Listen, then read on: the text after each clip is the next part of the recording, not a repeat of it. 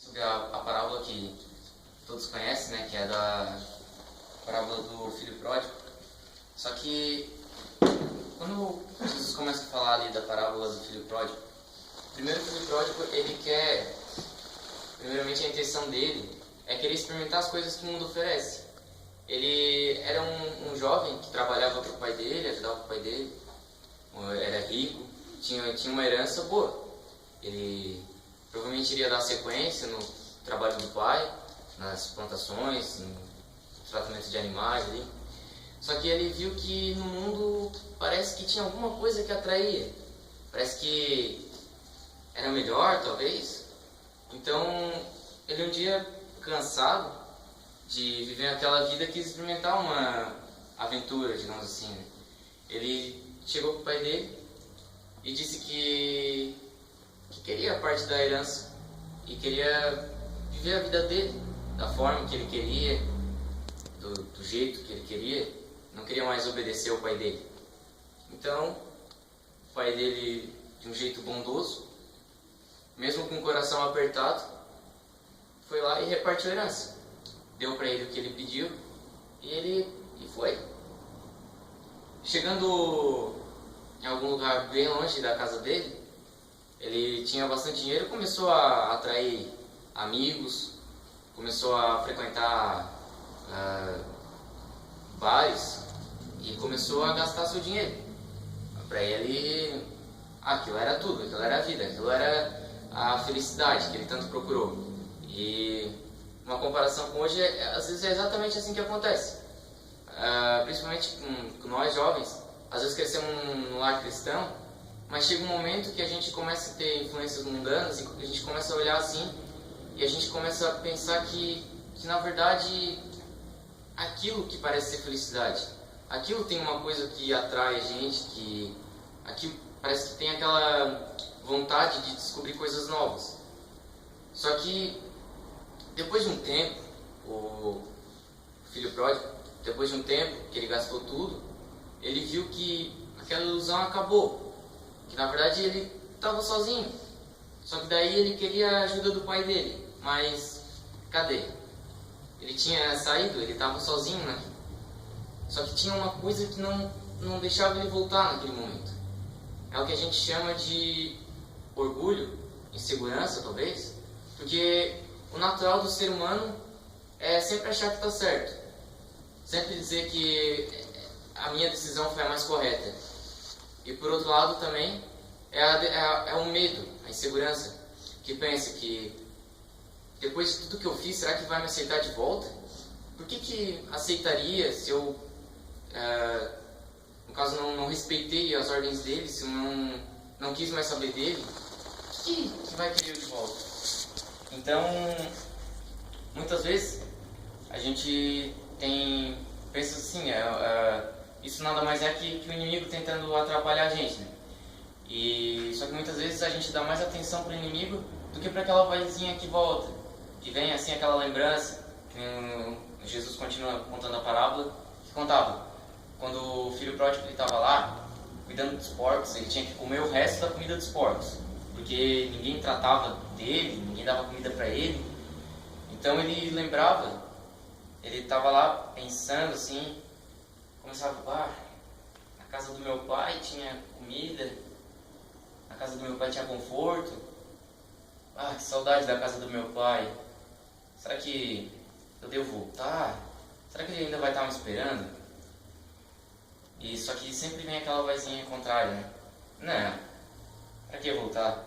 Ele já te esqueceu, tu já não tem mais nada de herança mesmo, tu já gastou tudo que tinha, fica aí, pra que voltar? Pra ser humilhado? Então, o filho pródigo, ele, com certeza, quando ele disse que tinha que voltar, provavelmente foi a decisão mais difícil para ele, porque aquele momento é aquele momento em que nós passamos, que muitas vezes tem que quebrar o nosso orgulho, tem que quebrar a nossa insegurança, porque a gente pensa num ser humano, a gente conhece o ser humano da forma humana, no caso, porque nós, seres humanos, guardamos rancores, a gente guarda mágoas, muitas vezes a gente fica de mal por um mal entendido, imagina se alguém chega para ti e pede a parte da tua herança que tu guardou a vida inteira para deixar o legado para um filho, e um filho simplesmente chega e diz que quer viver a vida, não quer mais saber dele. Com certeza aquela hora que ele disse assim, eu vou voltar para casa, eu vou voltar para o meu lar, e com certeza aquela hora foi a hora mais difícil para ele. E Deus também é assim, de estar esperando a gente. Aqui em Jeremias capítulo 2,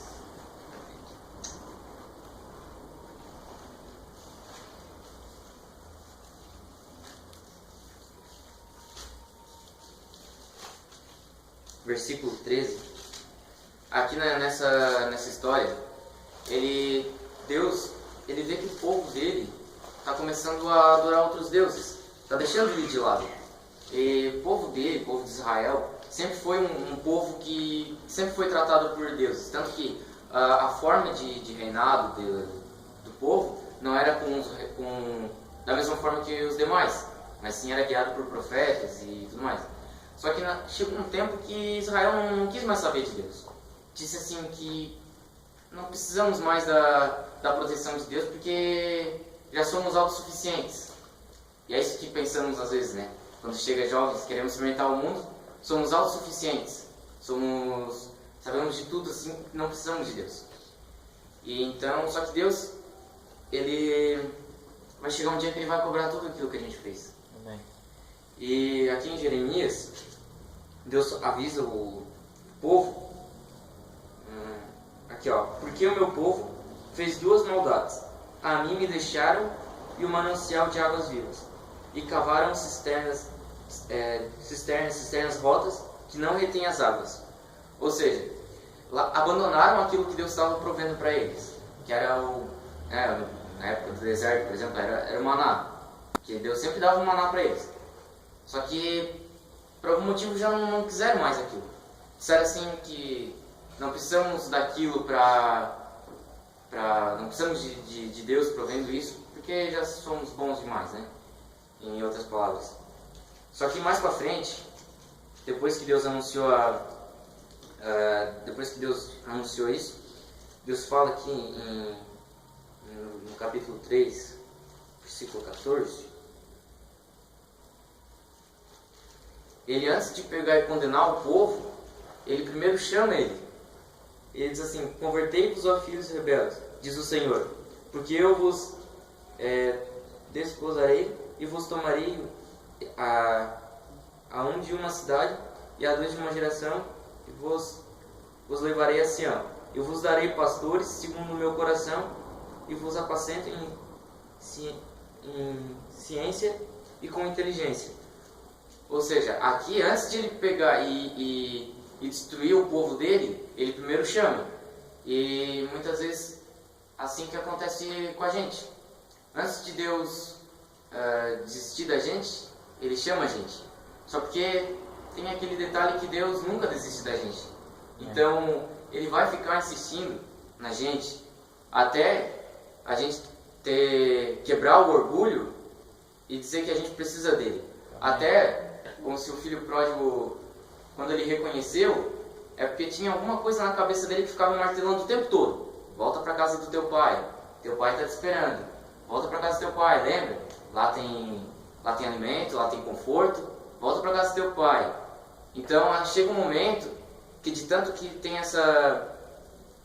Deus insiste em uma coisa, porque Deus, Ele tem um plano para tudo, né? Somos predestinados desde antes da fundação do mundo. Então não adianta tentar fugir do plano dele. Se a gente faz parte do plano dele, não importa o caminho que a gente vai tomar, Deus vai insistir até a gente concluir o plano perfeito dele. Amém. Então assim foi com o filho pródigo. O filho pródigo, na verdade, não era para ele viver a vida sozinho, era para ele ajudar o pai dele. Então Deus, Ele deu um jeito, ficar martelando na cabeça do filho pródigo, dizendo, volta para casa, teu pai está te esperando. Para com esse pensamento de que não é importante, de que ele não quer saber de ti. Pare com esse pensamento. Então, assim como assim como o filho pródigo, acontece na nossa vida, né? Que sempre tem aquele pensamento, como diz o irmão Brana, que conta uma história do cãozinho branco e cão preto, que sempre fica naquela batalha os dois, né? E a gente precisa escolher quem a gente alimenta mais. Muitas vezes, como eu falei antes, alimentamos aquele que é o cão preto, pela parte do orgulho, da insegurança. Mas a partir do momento que a gente resolve alimentar mais o cão branco, a gente vai perceber que, na verdade, a gente vai estar andando de volta para o lar e a gente vai encontrar, assim, distante ainda, 1 quilômetro talvez, a gente vai encontrar lá um senhorzinho na janela, na sacada, só olhando a estrada, esperando, o tempo todo. Imagina, ficar anos, talvez, ali no mesmo lugar, só esperando o filho retornar. A paciência que teve, e todo esse tempo que o filho poderia ter voltado, poderia ter participado de tantas coisas na vida do pai, ele não voltou pensando que o pai já tinha esquecido dele, mas o pai estava lá ainda, esperando. E quando o filho volta para casa, o pai ele vê assim: eu conheço esse jeito de andar, eu conheço essa expressão, essa fisionomia. Esse é meu filho, esse é meu filho, porque assim é Deus, Ele reconhece os seus filhos. Não importa o caminho que a gente vai andar, não importa quantas vezes que a gente vai deixar Deus. Nós somos filhos dele, Ele nos reconhece. Ele vai estar ali sempre de braços abertos, esperando a gente voltar, independente do que aconteça. Deus tem um plano, Deus tem um tempo e Ele faz acontecer. Deus ele não é um Deus de promessas falhas, e sim um Deus de promessas que cumpre. Amém. Deus de palavra. É isso aí. Um pouco rápido. Eu pesquisei algumas coisas. Queria contar só mais uma história também. Aqui na mensagem de fé. A partir do parágrafo 54.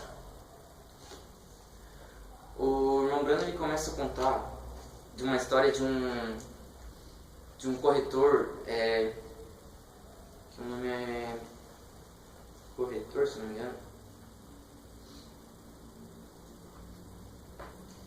É um corretor de escravos, onde ele era aquele tipo de pessoas que ficavam procurando os escravos para comprar, né, que iam nas casas ou nas revendas de escravos, e ficavam lá observando. Só que a maioria dos escravos tinham que chicoteá-los, né? Tinham que bater neles e tinham que sempre ficar maltratando eles para eles poderem trabalhar. Porque imagina só, tu tá longe da tua família, longe dos teus amigos, longe da tua cidade, sendo forçado a trabalhar e não ganhando nada em troca. A comida não era restos, né? Conforto não tinha. Imagina a vontade que alguém teria de trabalhar como escravo. Mas de repente esse corretor olha ali no meio dos escravos e tinha sempre de cabeça erguida, postura ereta, sempre trabalhando, demonstrando força, demonstrando vontade. Só que ele ficou assim curioso para saber o que será que tinha diferente nesse escravo. E ninguém entendia. Então o dono do escravo falou que na verdade ele era filho de um rei da tribo dele. Ou seja, ele era um príncipe. E muitas vezes é isso que falta na nossa vida. Porque nós somos filhos do rei também. Amém. E nós somos príncipes, digamos assim. E muitas vezes esquecemos isso. Deixamos as tribulações do mundo, as forças opostas, assim, dos inimigos e a pressão do dia a dia acabar com essa identidade nossa. Mas a gente sempre tem que lembrar da nossa identidade. Assim como o escravo. Independente de onde ele estava muito longe, nunca mais iria ver a família dele, mas ele tinha a certeza de que ele era um príncipe. Ele não esqueceu das suas origens. Assim como, por exemplo, Moisés. Por mais que ele foi criado pela mãe dele, ele estava lá participando da realeza do Egito. Ele era praticamente filho da princesa, ele era adotado. Só que ele não esqueceu das suas origens. ele quando precisou lutar, ele lutou pelo seu povo. Ele teve a identidade do seu povo. Assim também como José, por exemplo. José foi jogado na cova, disseram que mataram e tal, depois foi vendido para ser escravo, até que chegou lá para ser o cargo que ele ocupou, que eu agora esqueci. Governador do Egito. Ele poderia muito bem estar lá e ser alguém do Egito normal, mas ele sempre lembrou das suas origens. E quando foi lá a sua família pegar o alimento, ele tratou bem do seu povo, porque ele sabia das suas origens. Então, da mesma forma, o filho pródigo lembrou das suas origens, da mesma forma Moisés lembrou das suas origens, José lembrou das suas origens, e assim como nós temos que lembrar da nossa origem, porque é isso que nos define. Até uma coincidência, eu estava preparando assim o texto, e depois eu fui dar uma vasculhadinha no Facebook, uma mexidinha, e eu vi assim uma reportagem de um atleta das Olimpíadas, da seleção aqueles pulos de trampolim americano. Dois. Aí a entrevistadora perguntou ali, né? E o cara falou que eu treinei bastante para estar aqui, só que eu não quero que essa seja a minha identidade. Aí a repórter ficou surpresa, né? Como assim? Não treinou a vida inteira para estar ali, chegou, mas agora está dizendo que não quer aquilo? Não quer que a identidade dele seja aquilo? Aí ele falou alguma coisa parecida com que a minha identidade, eu vim para a Terra para adorar a Deus. A minha identidade na Terra é adorador de Deus, não um nadador ou pulador de trampolim ali, eu não sei como é que é o nome exatamente. Mas, ou seja, ele foi para transmitir o amor, para mostrar o amor. Transmitir o amor, para transmitir a mensagem de Cristo. Eu não sei se ele é de denominação, provavelmente né? Mas mesmo sendo, ele, no caso, ele sabe o porquê veio, ele sabe da identidade dele. E é isso que a gente precisa, sempre ter essa identidade. E independente do que a gente faça, independente do caminho que a gente tome, o Pai sempre vai estar esperando a gente. Amém.